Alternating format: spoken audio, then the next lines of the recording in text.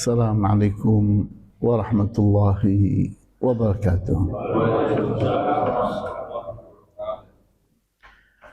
Innal hamdalillah nahmaduhu wa nasta'inuhu wa nastaghfiruhu wa na'udzu billahi min shururi anfusina wa min sayyiati a'malina man yahdihillahu fala mudilla lahu wa man yudlil fala hadiya lahu wa asyhadu an la ilaha illallah wahdahu la syarika lahu wa asyhadu anna Muhammadan abduhu wa rasuluhu la nabiyya ba'dahu nusalli wa nusallim ala rasulina al-amin wa ala alihi wa ashabihi wa man tabi'ahum bi ihsanin ila yaumiddin wa ba'd.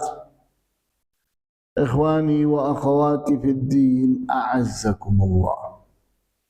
Kita masih sedang membahas sebuah pembahasan yang sangat penting sekali terkait dengan bagaimana kita membangun hablum minallah, hubungan kita dengan Allah, di mana Allah menuntut kita untuk bersyukur atas nikmat-nikmatnya yang kita tidak mampu menghitungnya. Di mana kita telah mempelajari pada kesempatan yang lalu, di antaranya pada surat Ibrahim ayat 34, Allah Ta'ala menerangkan kepada kita, wa atakum min kulli ma sa'altumuh, dan Allah telah memberikan kepada kalian semua yang kalian butuhkan. Wa in ta'uddu ni'matallahi la tuhsuha, dan jikalau kalian menghitung-hitung nikmat Allah, kalian tidak akan mampu menghitungnya. Innal insana la zalumun kafar, sesungguhnya manusia itu sangatlah zalim dan sangatlah pengingkar. Walaupun Allah itu telah mencurahkan nikmat begitu banyak, manusia tidak mampu menghitungnya, namun saat semestinya dia itu bersyukur, malah bersyukur kepada selain Allah. Saat semestinya mereka beribadah, beribadahnya kepada selain Allah. Mereka kafar, sangat mengingkari nikmat Allah, sangat mengingkari Allah. Kemudian pada surat An-Nahl ayat 53, ma bikum min ni'matin faminallah, nikmat apapun yang ada pada kalian itu sumbernya, asalnya adalah dari Allah. Thumma idza massakumud dhurru fa ilaihi taj'arun. Kemudian jika kalian itu ditimpa dengan kecelakaan, musibah, mara bahaya, barulah kalian merujuk kepada Allah, mencari-cari Allah,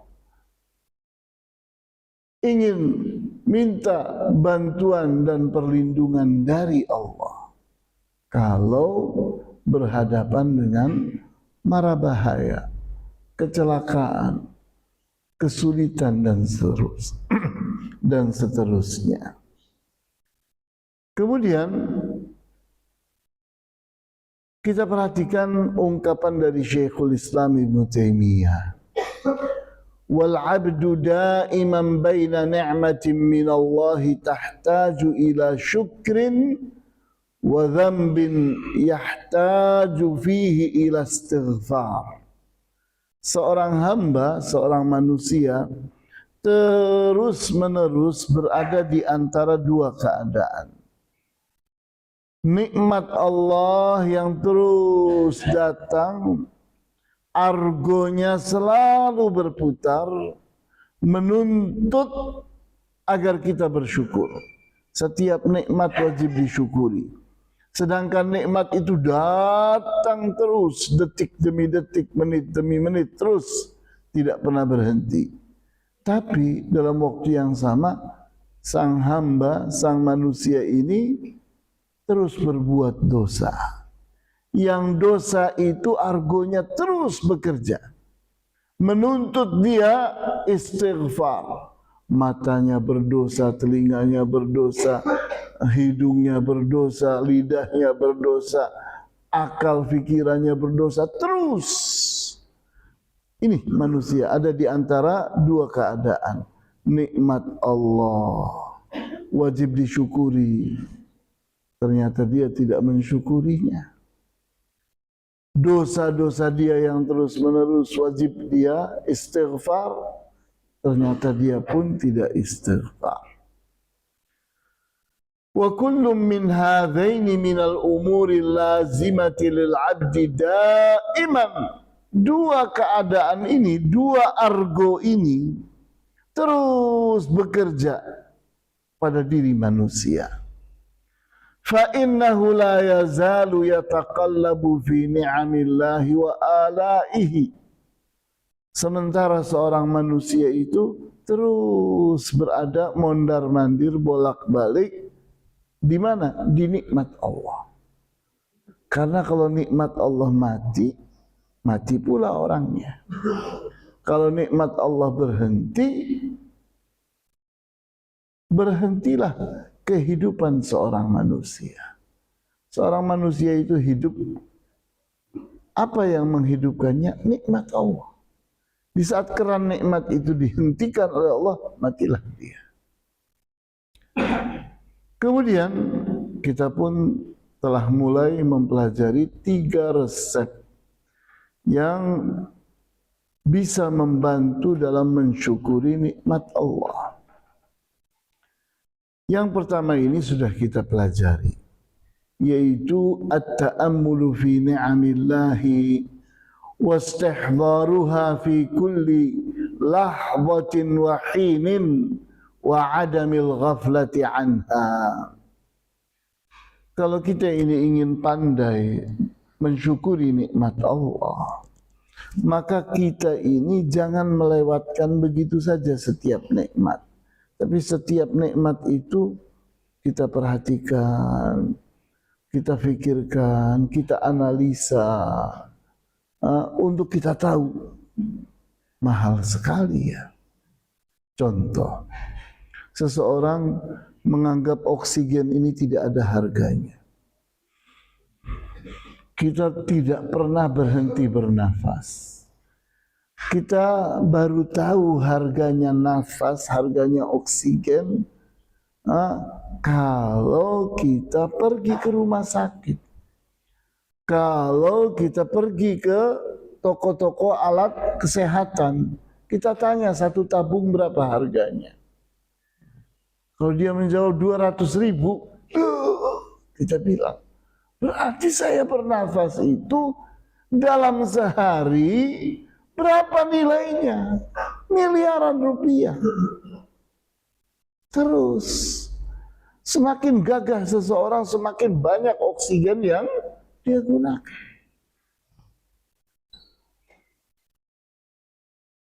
Di antara nikmat-nikmat Allah itu, فَإِنَّ كَثِيرًا مِنَ النَّاسِ يَتَنَعَّمُونَ بِشَتَّى أَنْوَاعِ النِّعَمِ مِمَّا آكِلَ وَمَشَارِبَ وَمَرَاكِبَ وَمَسَاكِنَ. Maka sesungguhnya banyak dari para manusia itu terus-menerus mendapatkan beragam nikmat Allah.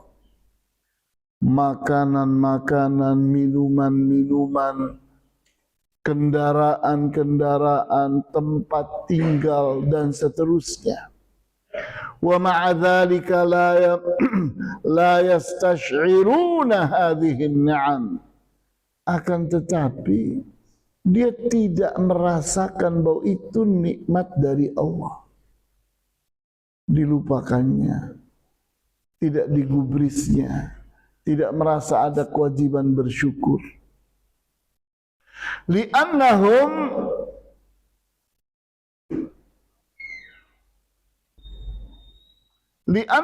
lam yaftaqiduha yawman minal ayyam. Karena mereka belum kehilangan. Jadi manusia itu kapan menyadari nikmat itu luar biasa? Jawabnya pada saat kehilangan. Seseorang menikmati tidur setiap hari,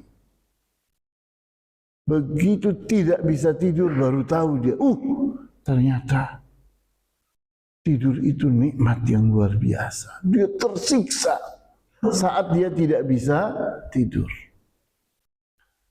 Lidzalika fa inna Allah yuridu minna ta'ammula fi hadhihi ni'am. Maka Allah itu menginginkan kita, ayo perhatikan, ayo fikirkan setiap nikmat Allah itu supaya kamu pandai bersyukur. Kalau tidak diperhatikan memang kita anggap seolah-olah tidak ada, itu otomatis saja. Karena otomatis kita membayangkan misalnya betapa capeknya kaki kanan kita, kaki kiri kita di saat macet lagi. Aduh, nikmat banget ya kalau kita pakai otomatis ini. Udah kaki kiri beristirahat. Udah tinggal kaki kanan mencet-mencet dikit. Maka di saat seseorang itu sudah pakai mobil yang matic, dia tidak ingat bahwa matic itu nikmat. Kenapa? Karena sudah lewat itu, sudah tidak diperlukan lagi. Kenapa? Karena kita sudah diberikan kenikmatan dengan matic tadi, sehingga kita lupa bahwa matic itu kenikmatan. Seperti itu kenikmatan itu. Di saat kesehatan itu kita anggap sesuatu yang matic, sesuatu yang berjalan otomatis, maka kita tidak merasakan bahwa kesehatan itu berharga, bernilai, mahal, dan seterusnya. Kenapa? Otomatis ya, berjalan secara otomatis. Kemudian nikmat yang resep yang berikutnya nanti setelah ayat ini. Surat Fatir ayat 3. Ya ayyuhan nasu dzkuru ni'matallahi 'alaikum hal min khaliqin ghairullahi yarzuqukum minas sama'i wal ardi la ilaha illa huwa fa anna tu'fakun. Ya ayyuhan nas, wahai para manusia, uzkuru ni'matallah alaikum. Ingat-ingat nikmat Allah atas kalian. Jadi ini perintah mengingat mengingat nikmat Allah itu perintah.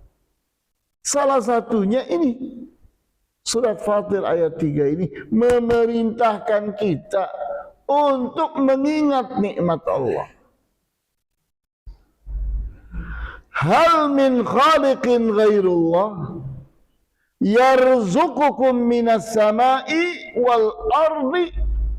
Adakah pencipta selain Allah untuk alam semesta ini yang terus memberi kalian rizki dari arah langit dan dari arah bumi?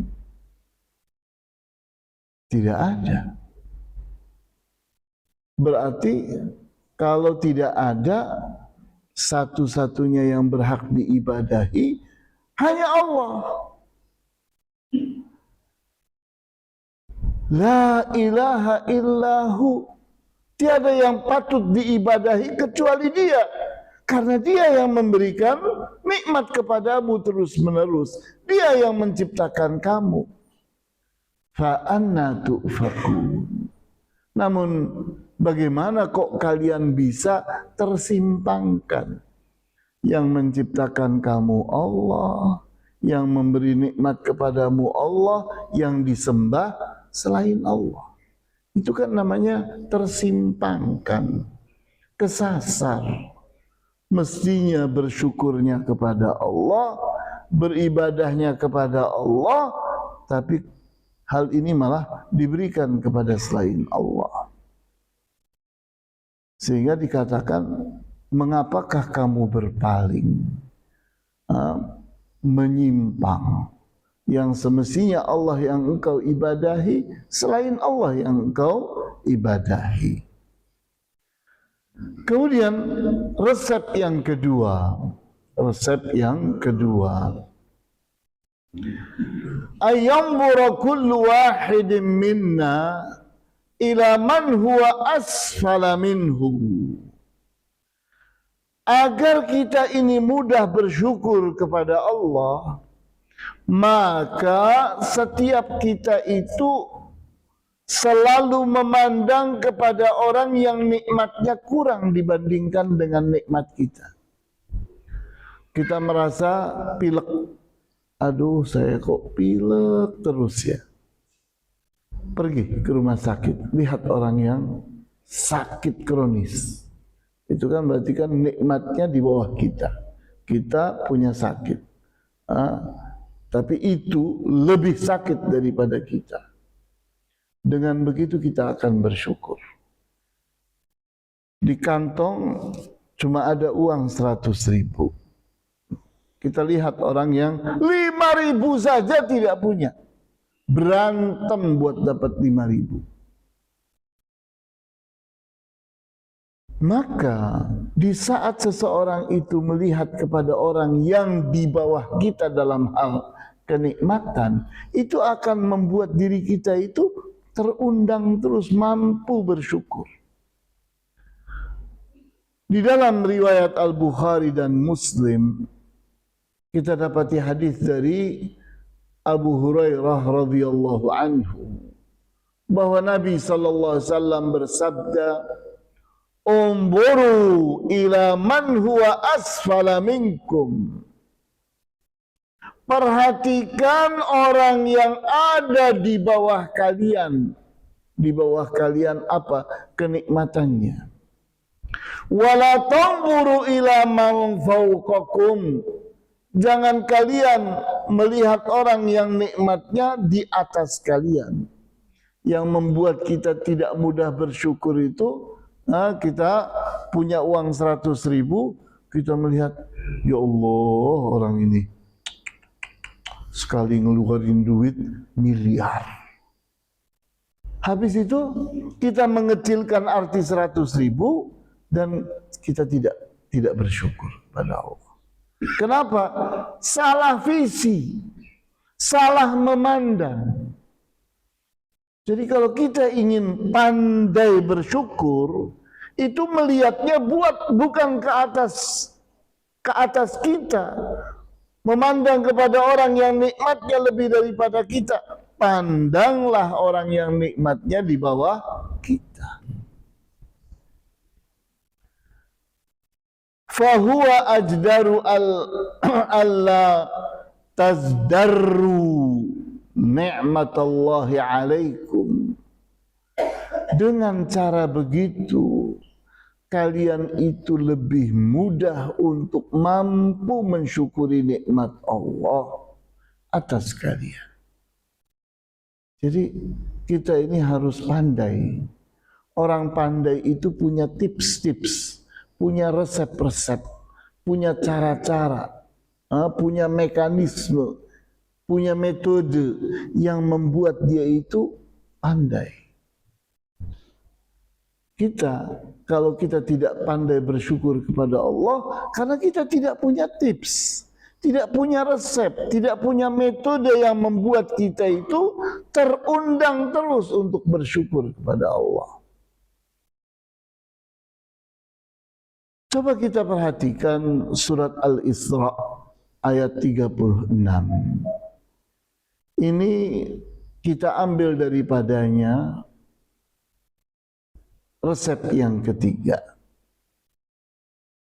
wala taqfu ma laysa laka bihi ilmun, dan jangan engkau ikuti apa yang engkau tidak berilmu tentangnya. Jadi kita itu, patokan kita kalau kita mengikuti seseorang, itu bukan orangnya yang kita ikuti, tapi ilmunya. Karena ini bedanya manusia dengan bebek, bedanya manusia dengan sapi. Bebek itu mengikuti bebek yang lain, suaranya wak wak wak wak wak wak. Seekor bebek di belakang sambil nyari makanan, sambil mengikuti suara yang ada di depannya. Sementara sapi itu melihat bokongnya. Di bokong itu ada bulatan, ada gambar bulat. Nah itu yang dilihat terus di depannya. Kemana bulatan itu pergi, ke situ dia ikuti. Itu sapi. Kalau manusia bukan ini, bukan suara, bukan pula gambar, bukan. Ilmu. Orang itu diikuti ilmunya. Bukan suaranya, jeritan-jeritannya, dia suaranya vokal, ngomongnya pinter, bukan itu. Bisa menyesatkan kita itu vokalnya dia itu. Bukan pula gambarnya, bentuk dia, cara dia menampilkan diri. Terpukau kita kepadanya, kesurupan kita melihatnya. Jangan. Manusia itu mengikuti orang, mengikuti manusia lain, ilmunya. Inna sam'a, sesungguhnya pendengaran, ini alat belajar, alat untuk menuntut ilmu. Wal basara, dan ini penglihatan, alat untuk belajar, untuk menuntut ilmu. Wal fuad, akal fikiran, ini alat belajar, alat untuk menuntut ilmu. Kullu ulaika, ketiga alat belajar ini, kana anhu, tentang ilmu, mas'ula, akan ditanya oleh Allah. Digunakan untuk belajar atau tidak. Sehingga resep yang ketiga untuk jadi orang yang pandai bersyukur adalah ayya'lamal insanu anna Allah Ta'ala yas'aluhu yawmal qiyamati an syukri hadhihin ni'am. Hal qama bidzalika am qassara. Seorang manusia itu di hari kiamat nanti akan ditanya oleh Allah tentang syukurnya kepada nikmat-nikmat Allah. Sementara untuk tahu ini ada nikmat atau tidak ada nikmat, dibutuhkan ilmu. Karena orang bodoh itu tidak mengerti nikmat. Orang bodoh itu tidak mengerti kewajibannya mensyukuri nikmat. Nah, Allah akan pertanyakan ini di mana? Di padang mahsyar. Di padang mahsyar kita akan berdiri 50.000 tahun. Seperti termaktub di surat Al-Ma'arij ayat 4. Ingat, enggak main-main. Kenapa kok kita berdiri demikian lama? Karena setiap orang akan bertanggung jawab terhadap 4 amanah. 4 amanah. UTIH, usia, umur, T, tubuh, I, ilmu, H, harta. Ini semua Allah telah berikan kepada setiap orang. Setiap orang hidup karena dikasih umur. Setiap orang hidup karena diberi tubuh. Setiap orang hidup karena diberi ilmu oleh Allah. Setiap orang hidup karena diberi harta oleh Allah. Semua itu akan Allah tanya satu persatu. Nah, dari sini, kalau seseorang itu sadar bahwa dirinya diberi amanah oleh Allah. Ini semua yang wajib kita syukuri, maka jangan menyepelekannya. Kemudian kita pun membaca surat At-Takatsur ayat 8. Surat At-Takatsur ayat 8. Tsumma latus'alunna yawma idzin 'anin na'im. Kemudian nanti di hari kiamat nanti kalian akan ditanya tentang nikmat yang Allah berikan kepadamu. Jadi kita ini harus sadar dari sekarang. Ini harus dipertanggungjawabkan. Ini amanah, akan ditanya oleh Allah. Maka kita ini jangan jadi orang yang lalai, orang yang pandai bersyukur. Nah, kita tahu nikmat-nikmat yang sederhana itulah yang sering kita lupakan. Kita dapati di dalam hadis riwayat Al-Hakim dari sahabat yang bernama Abu Hurairah radhiyallahu anhu. Katanya Nabi sallallahu alaihi wasallam bersabda, "Inna awwala ma yuhasabu bihil 'abdu yaumal qiyamati ayyuqala lahu alam usahhi laka jismak wa urawwika minal ma'il barid." Sesungguhnya hal pertama yang akan dihitung pada seorang hamba di hari kiamat nanti adalah berupa pertanyaan, bukankah aku pernah menyehatkan tubuhmu? Bukankah pernah aku memberikan air yang dingin untuk engkau minum? Ini kan sesuatu yang tiap hari kita rasa. Kesehatan tubuh kita tiap hari kita rasakan. Kesehatan itu baru kita tahu kalau kita sakit. Kalau kita sehat, kita tidak tahu kalau kita berada pada nikmat. Begitu pula air minum. Air minum itu kita minum tiap hari, kita nikmati setiap hari. Nah, dua nikmat itu sederhana sekali dan kita baru bisa merasakan nilainya kalau kita kehilangan. Coba, yakni kita sakit, baru kita tahu kesehatan itu nikmat yang besar. Coba kita berada di padang tandus, tidak ada air, baru kita mengerti bahwa air itu ternyata sangat mahal.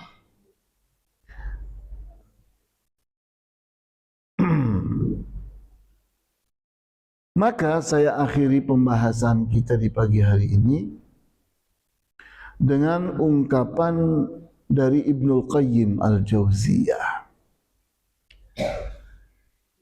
Asyukru yakunu bil qalbi khudu'an wastikanatan. Bersyukur itu banyak caranya. Yang pertama adalah bersyukur dengan jiwa. Bagaimana caranya jiwa bersyukur? Khudu'an. Hendaknya jiwa kita tunduk. Wastikanatan, merasa tenang bersama Allah. Orang yang bersyukur kepada Allah itu jiwanya tunduk patuh kepada Allah. dan merasa tenang saat bersama Allah. Itu orang yang bersyukur kepada nikmat Allah. Wa bil lisani sana'an wa i'tirafa. Hal kedua dalam bersyukur kepada Allah itu dengan menggunakan lidah. Di mana kita dengan lidah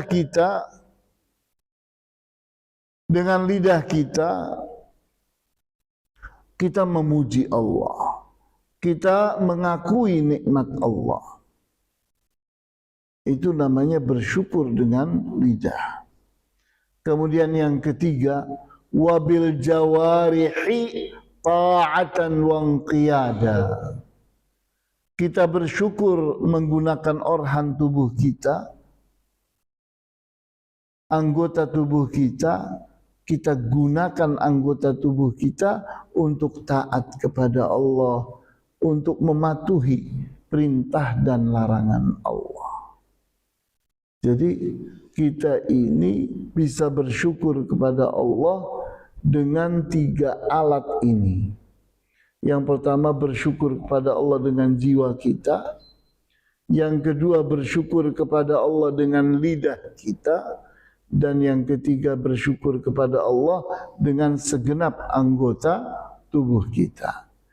Ini bisa dibaca pada kitab Madarijus Salikin jilid 2 halaman 246. Baik, kita lanjutkan dengan pertanyaan, silakan.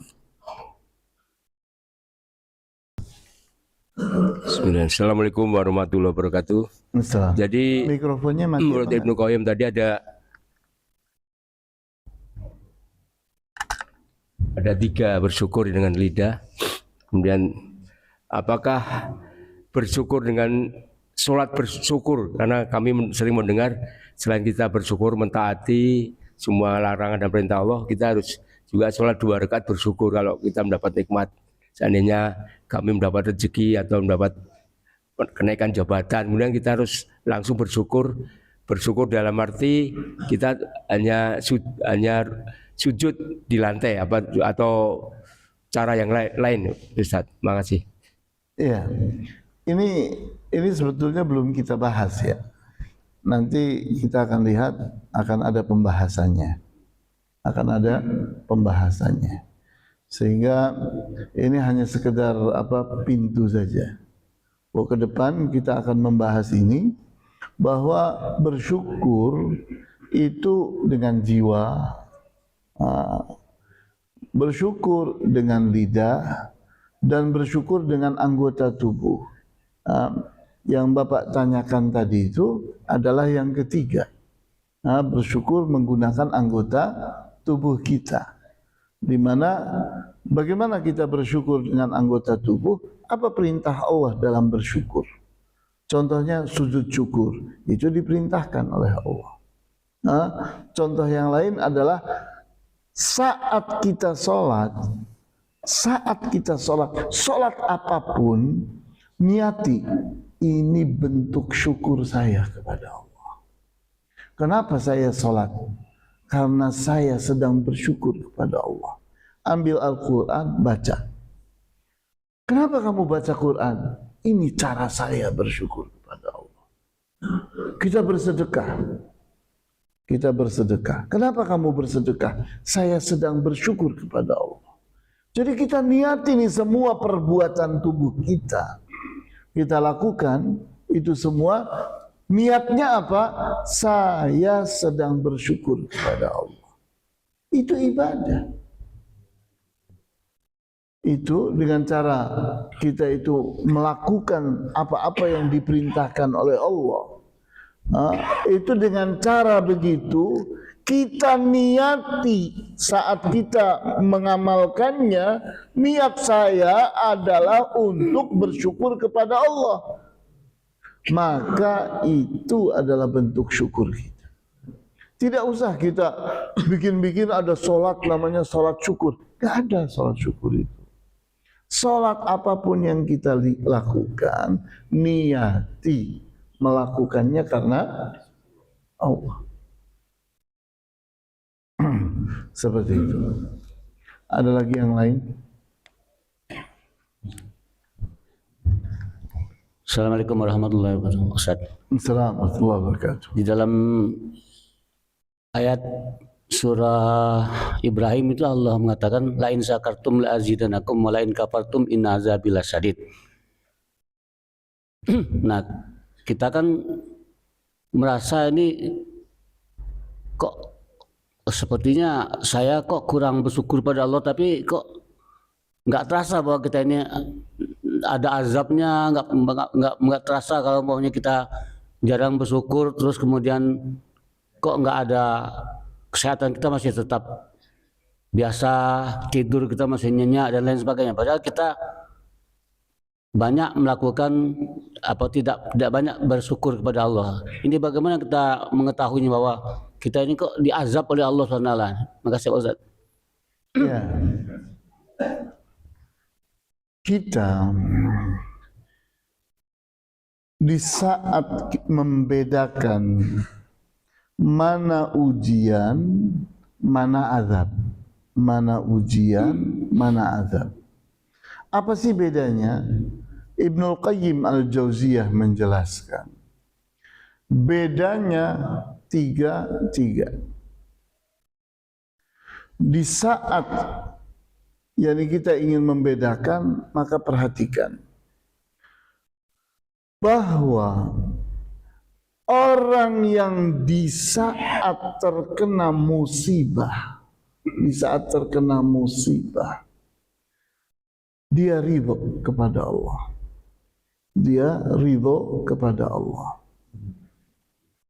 Kemudian dia sabar dan dia berharap pahala.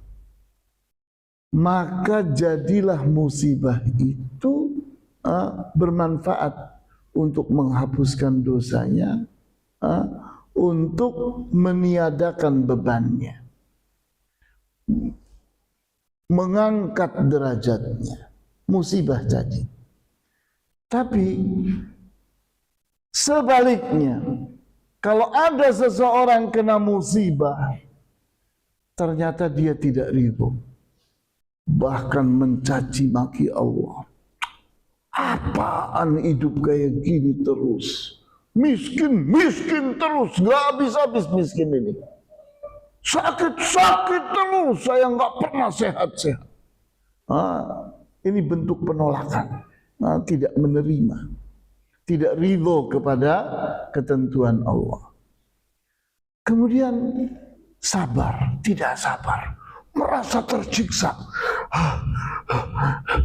sama sekali tidak ada kesiapan jiwa untuk bisa menanggung, menahan diri untuk tidak mengeluh. Terima, rasakan bahwa ini adalah bentuk usaha dalam rangka membuat kita ini jadi baik dengan ini. Seperti seseorang itu saat minum obat, dia merasakan bahwa seolah-olah obat itu tidak ada manfaatnya. Padahal kalau dia minum obat itu akan bekerja pada tubuhnya.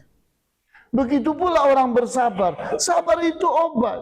Di saat kita bersabar, sabar itu sedang bekerja di diri kita untuk menjadikan diri kita ini dilihat oleh Allah sedang beramal. Apa amalannya? Sabar.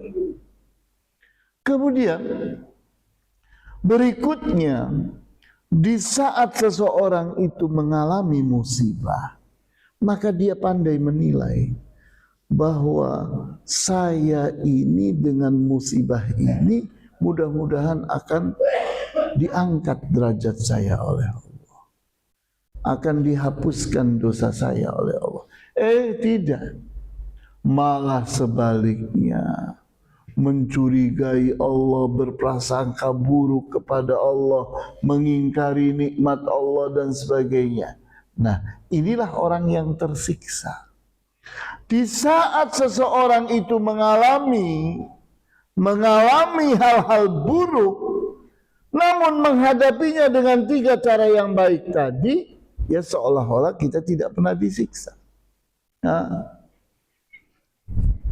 Tapi sebaliknya kalau ada orang yang tidak pandai bersyukur, dia tersiksa, Pak. Sakit saja sudah membuat dia ngerang-ngerang. Iya atau tidak? Dia mengalami kemiskinan, dia menjerit-jerit. Dia mengalami kesulitan, dia menjerit-jerit, mengeluh. Iya atau tidak? Seperti itu. Nah, jangan pula kita menantang, meminta, mana? Saya tidak pernah diazab oleh Allah. La ilaha illallah. Kalau diazab betulan, kita jadi susah nanti. Anggap bahwa kita itu sudah diazab. Sudah. Buktinya apa? Bapak suka mengalami sakit. Ya atau tidak? Bapak suka mengalami gagal. Bapak suka mengalami keadaan-keadaan yang merugikan. Ya atau tidak? Keadaan-keadaan yang mengganggu. Keadaan-keadaan yang tidak menguntungkan. Itu semua siksaan. Itu semua siksaan. Tapi karena kita seorang muslim, siksaan Allah itu adalah ujian yang sesuai dengan tingginya iman kita. Tidak mungkin seorang muslim, seorang mukmin itu Allah siksa lebih daripada imannya. Karena kalau seseorang itu dikasih musibah lebih berat daripada iman dia, gak akan kuat. Pak, kalau Bapak ditanya, mampu nggak dikasih ujiannya Nabi Yusuf? Mampu nggak dikasih ujiannya Nabi Lut? Kita bilang itu beda level, Ustaz. Kita beda level. Iman saya nggak seperti imannya Nabi Yusuf. Iman saya tidak seimannya Nabi Lut. Coba kalau imannya sebegitu, ya ujiannya kayak begitu, Pak. Nah, itu baru kita menjerit-jerit, merasa tersiksa.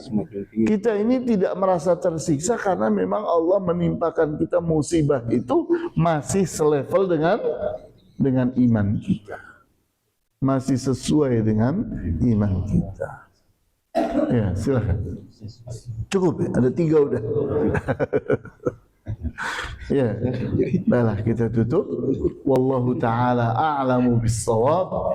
Walhamdulillahi rabbil alamin. Wassallallahu ala asyrafil anbiya'i wal mursalin wa ala alihi wa ashabihi ajma'in. Subhanakallahumma wa bihamdika asyhadu an la ilaha illa anta astaghfiruka wa atubu ilaik. Wassalamualaikum warahmatullahi wabarakatuh.